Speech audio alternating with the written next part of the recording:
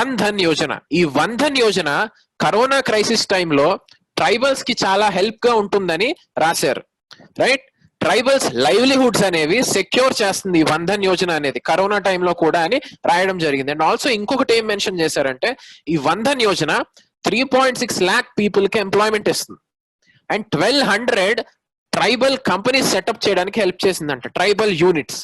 So ఈ context లో మనం వన్ ధన్ యోజన అంటే ఏంటి, అది ట్రైబల్ ఎంపవర్మెంట్ కి ఎలా యూజ్ అవుతుంది, ఏమైనా ఛాలెంజెస్ ఉన్నాయా అందులో అనేది చూద్దాం. ఫస్ట్ గా స్టార్ట్ చేస్తే వన్ ధన్ అంటే ఫారెస్ట్ వెల్త్ అనమాట.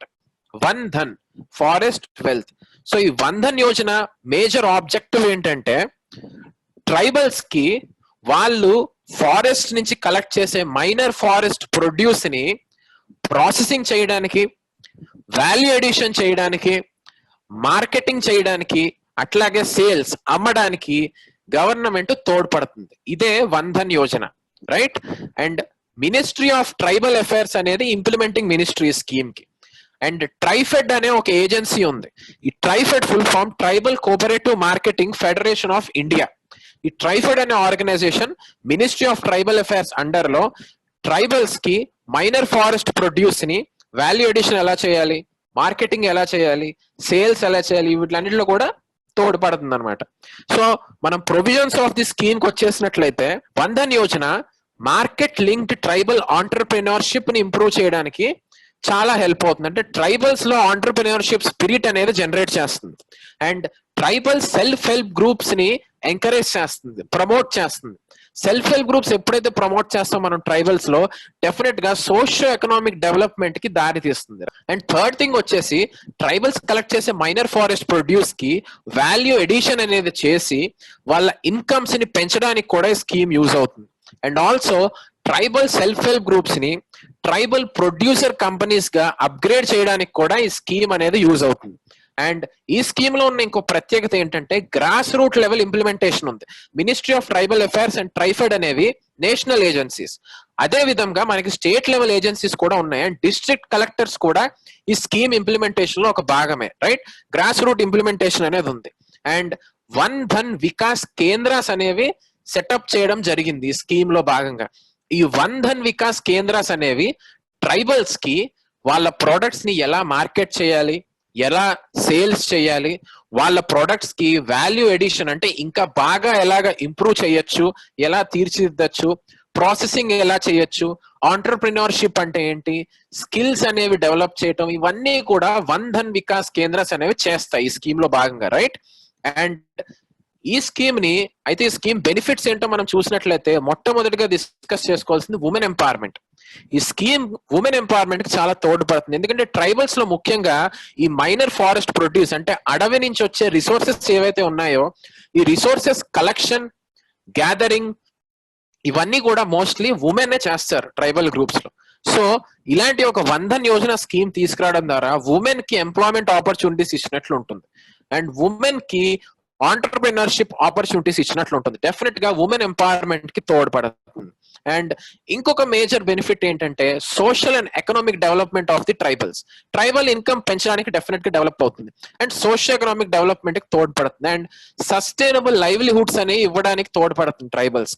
ఈ వన్ ధన్ వికాస్ కేంద్రాస్ అనేవి మార్కెటింగ్ ఇవన్నీ కాకుండా ట్రైబల్స్ కి ఆప్టిమమ్ గా వాళ్ళ రిసోర్సెస్ ఎలా వాడుకోవాలి అంటే ఫారెస్ట్ రిసోర్సెస్ ని ఎక్స్ప్లాయిట్ చేయకుండా ఎంతవరకు వాడాలో అంతవరకే వాడాలని ఆ స్కిల్స్, ఆ అవేర్నెస్ జనరేట్ చేయడంలో కూడా ఈ వన్ ధన్ వికాస్ కేంద్రాస్ తోడ్పడతాయి, రైట్. సో ఇవి మేజర్ బెనిఫిట్స్ అన్నమాట ఈ స్కీమ్ కి.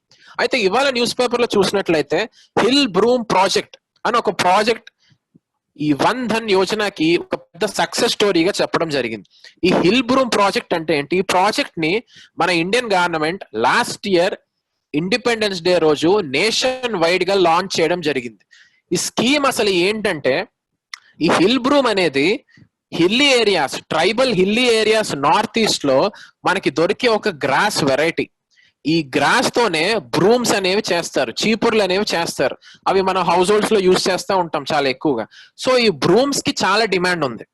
అయితే ట్రైబల్స్ కి ఈ బ్రూమ్ గ్రాస్ ఏదైతే ఉందో అది చాలా తక్కువ రేట్కి అమ్మేవారు అనమాట. ఎందుకంటే వాళ్ళకి బ్రూమ్స్ చేయొచ్చు అని తెలియదు, బ్రూమ్ గ్రాస్ నుంచి ఎలా చేయాలో తెలియదు, రైట్. అండ్ మిడిల్ మెన్ ఉంటారు, మధ్యవర్తులు ఉంటారు. సో ఈ ట్రైబల్స్ చాలా తక్కువ ప్రైస్ కి, ఇన్ఫాక్ట్ కేజీ బ్రూమ్ గ్రాస్ కేవలం ₹7 మిడిల్ మెన్ కి అమ్మేవారు. ఈ మిడిల్ మెన్ మార్కెట్ లో ఉన్న డిమాండ్ ని ఎన్కాష్ చేసుకుని చాలా ఎక్కువ డబ్బులకి ఆ బ్రూమ్ గ్రాస్ నమ్మి బెనిఫిట్స్ అన్ని కూడా మిడిల్ మెన్ తీసుకునేవారు. అయితే ఇది ఇలా కాకుండా ట్రైబల్స్ కి డెవలప్మెంట్ వెళ్ళాలన్న ఉద్దేశంతో ఈ హిల్ బ్రూమ్ ప్రాజెక్ట్ అనేది సెటప్ చేశారు.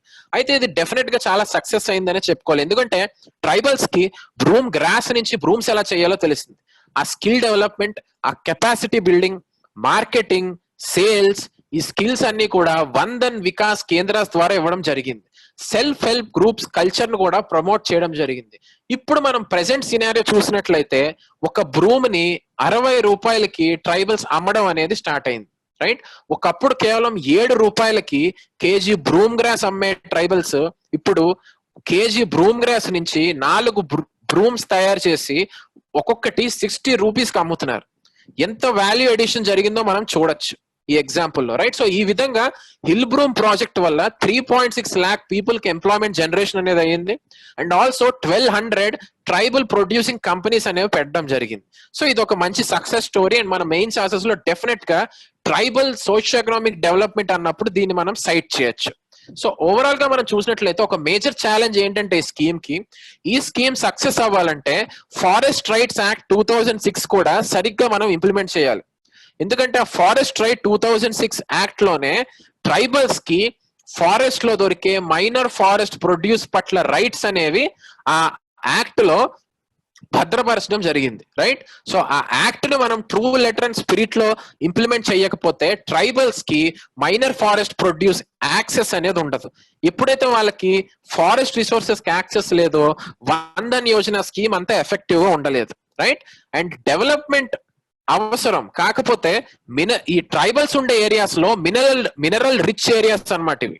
సో అక్కడ డెవలప్మెంట్ ప్రాజెక్ట్స్ తీసుకొస్తున్నాం మనం, అయితే అందులో తప్పులేదు. కానీ ఫారెస్ట్స్ నుంచి ట్రైబల్స్ ని మనం తరిమేయడం వల్ల వాళ్ళకి ఫారెస్ట్ రిసోర్సెస్ యాక్సెస్ అనేది పోతుంది. రైట్, అదొక మేజర్ ఛాలెంజ్ అనమాట ఈ వందన్ యోజన స్కీమ్ ఇంప్లిమెంటేషన్ కి. సో మనం ఎప్పుడైతే ఫారెస్ట్ రైట్స్ యాక్ట్ ని సరిగ్గా ఇంప్లిమెంట్ చేస్తామో డెఫినెట్ గా ఈ వందన్ యోజన ఇంకా పెద్ద సక్సెస్ అయ్యే ఛాన్సెస్ చాలా ఎక్కువ.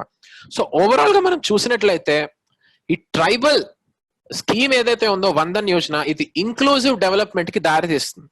ట్రైబల్స్ ని కూడా మన economic development, countries economic development లో ఒక భాగం చేస్తుంది. మనం ఎప్పుడైతే చేస్తామో మార్జినలైజేషన్ ఆఫ్ ట్రైబల్స్ అనేది చాలా వరకు తగ్గించవచ్చు. ఎప్పుడైతే ట్రైబల్స్ కూడా మన కంట్రీస్ డెవలప్మెంట్ లో ఒక భాగం అయ్యారో వాళ్ళకి ఏలియనేషన్ ఫీలింగ్స్ కూడా పోతాయి.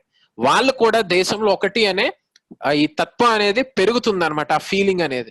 సో అప్పుడు మనం లెఫ్ట్ వింగ్ ఎక్స్ట్రీమిజం కూడా చాలా వరకు ఎఫెక్టివ్ గా ట్యాకిల్ చేయొచ్చు.